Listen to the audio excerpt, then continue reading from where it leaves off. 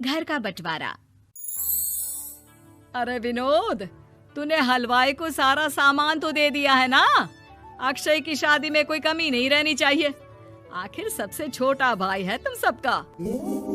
हाँ माँ, आप चिंता मत करो, मैं पूरा ध्यान रखूंगा। मंगल बेटा, तूने तो कहा था कि फूल का ऑर्डर दे दिया है, यहाँ तो फूल पहुँचे ही नहीं। अब क्या बहू की विदाई के बाद फूल आएंगे? माँ, मैंने अभी बात की है फूल वाले से, वो रास्ते में ही है। आप किशोर भैया से क्यों नहीं कहती कुछ करने को? किशोर पहले ही मेरे बताए काम कर रहा है। पास के सभी रिश्तेदारों और मोहल्ले वालों को कार्ड वही तो देकर आया था। रिसेप्शन के लिए हॉल भी उसी ने बुक किया था। टेंट कुर्सी वालों को भी तो वही देख रहा है।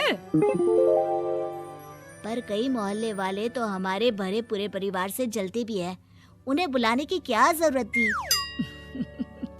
बेटा, शादी ब्याह में तो बुलाना ही पड़ता है, नहीं तो लोग क्या कहेंगे। दादी दादी देखो ना, हलवाई अंकल हमें लड्डू नहीं दे रहे, आप इनको डांटो ना। अरे चैन सुख दे देना बच्चों को लड्डू, क्यों तंग कर रहा है इन्हें? बीबी जी, मैं कहाँ मना कर रहा हूँ, लेकिन लड्डू बनते ही ये बच्चे उठा उठा कर खा लेते हैं। अरे मैं तो इन्हें थाल में रख के परोस भी नहीं पा रहा।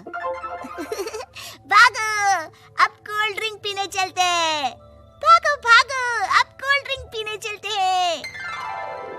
जैसे कि आप देख रहे हैं, आज इस घर के सबसे छोटे बेटे अक्षय की शादी है। घर में बहुत चहल पहल है। कुलभूषण की बीवी कमला को फुर्सत ही नहीं है कामों से, लेकिन कुलभूषण और घर के बाकी लोग कहाँ हैं?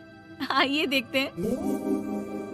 अजी, आप यहाँ आराम से बैठकर गाने सुन रहे हो और घर में अभी तक इतने काम बचे हैं करने को। अरे भाई, मेरे सबसे छोटे बेटे की शादी है, इसके बाद तो मैं अब चिंता मुक्त हो ही जाऊंगा।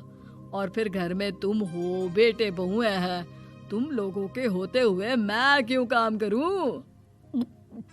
मैं तो शान से बेटे की शादी में जाऊंगा तैयार होकर।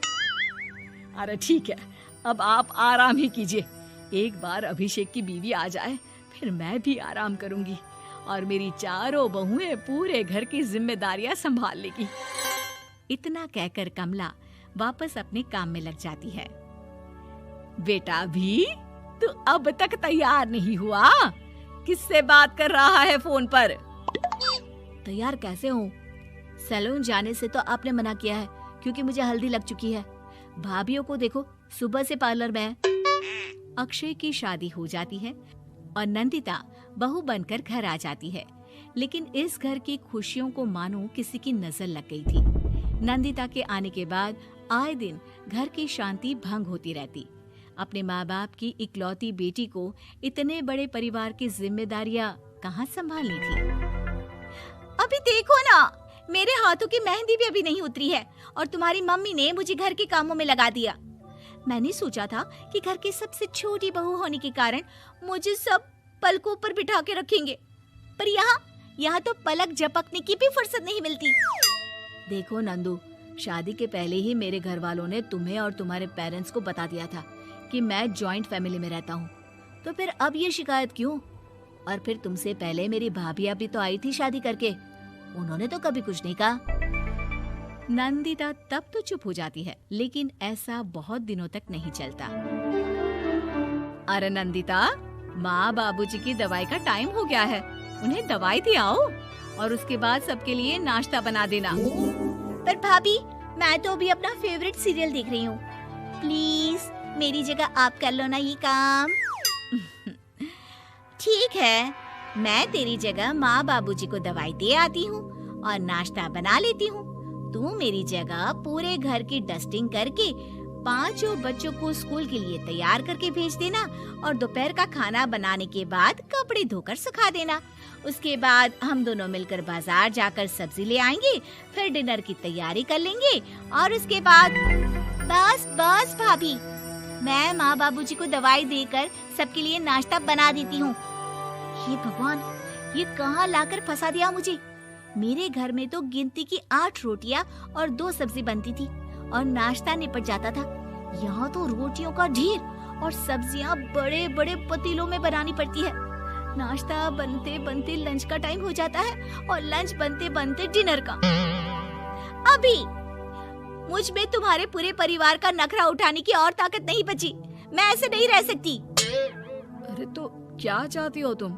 मुझे अलग रहना है बस। तो ठीक है, हम कल ही शिफ्ट हो जाएंगे किराए के घर में। इतना बड़ा घर होते हुए हम किराए पे क्यों रहेंगे? ना जी ना, घर में ही दीवार खड़ी करो अपने हिस्से के आगे। घर के साथ साथ घर की खुशियों में भी दीवार खींच जाती है। ऐसे ही कई महीने बीत जाते हैं और नंदिता माँ बन जाती है। बच्चे के आने से अभिषेक के कंधों पर खर्चों का बोझ आ पड़ता है। अभिषेक का बोझ कम करने के लिए नंदिता भी पार्ट टाइम जॉब कर लेती है, लेकिन इससे उसके सर पर नौकरी, घर और बच्चे की जिम्मेदारी बढ़ जाती है। नंदिता, ये क्या है? तुमने घर भी ठीक से साफ नहीं किया, ना ही मेरे कपड़े धुले हैं। चिंटू के बाल भी कटवाने जाना था, देखो उसके बाल कितने बढ़ गए हैं। अरे करती क्या हो पूरा दिन तुम? मैं करती क्या हूँ? तुम्हारा नाश्ता और लंच बनाने के बाद चिंटू को डे केयर सेंटर पर छोड़ कर आती हूँ, फिर खुद ऑफिस जाती हूँ। पूरा दिन काम करके आने के बाद बिना आराम किए बाजार से सब्जियाँ लेकर आती हूँ, घर आकर खाना बनाती हूँ, चिंटू को देखती हूँ और क्या करूँ मैं? तो किसने कहा था अपने सर पर इतने काम लेने को? मत जाओ ऑफिस। ऑफिस जाए बिना घर के खर्चे कहाँ से पूरे होंगे? चिंटू की डे केयर का खर्च, उसके लिए बेबी फूड का खर्च, प्रेस वाले का खर्च, ये सब तुम्हारी सैलरी से होता नहीं है। अगर परिवार से अलग नहीं होती तो इतनी मुसीबतें नहीं उठानी पड़ती तुम्हें परिवार के साथ मिलकर काम करने में दिक्कत थी, लेकिन काम तो अब भी बहुत है तुम्हारे सर पर। चिंटू को भी डे केयर भेजने की जरूरत नहीं पड़ती। उसको गोद में खिलाने के लिए दादा दादी और घर के सभी बड़े होते। उसके साथ खेलने के लिए उसके भाई बहन भी होते। मेरे तीनों बड़े भाइयों के बच्चे भी बड़े हुए हैं, लेकिन बिना महंगा बेबी फूड खाए, क्योंकि मेरी माँ और भाभियाँ बहुत अच्छे से जानती है कि बच्चे को क्या खिलाना चाहिए। बिजली के बिल जैसे खर्चे भी सब मिलकर बांट लेते थे। लेकिन तुम्हें तो सबसे अलग रहने में ही मजा आता है, तो अब शिकायत क्यों करती हो? बस करो अभिषेक, बस करो। मैं मानती हूँ कि मैं गलत थी। मेरे एक गलत फैसले ने हमें बिल्कुल अकेला कर दिया है सबसे। एक घर में होते हुए भी हम बाकी परिवार से अजनबियों की तरह रह रहे हैं। अभिषेक और नंदिता की सारी बातें घर के बाकी लोगों को सुनाई दे रही थी। तभी कमला बोल पड़ती है। अरे नंदिता बहू, किसने कहा कि तुम अकेले हो? तुम्हारा इतना भरा पूरा परिवार है ना तुम्हारे साथ। हम तो बस ये चाहते थे कि तुम अपनी गलती समझ जाओ। अगर हम तुम्हें समझाते तो शायद तुम ना समझती, लेकिन अपनी गलती का एहसास तुम्हें खुद हो गया है, तो अब तुम समझ चुकी हो परिवार में एक साथ रहने का मोल क्या होता है। मम्मी जी, मुझे माफ कर दीजिए, अब ऐसा दोबारा कभी नहीं होगा। अरे माफी बाद में, पहले मेरा पोता जरा मेरी गोद में तो दे, और तू जाकर सबके लिए चाय बना ला।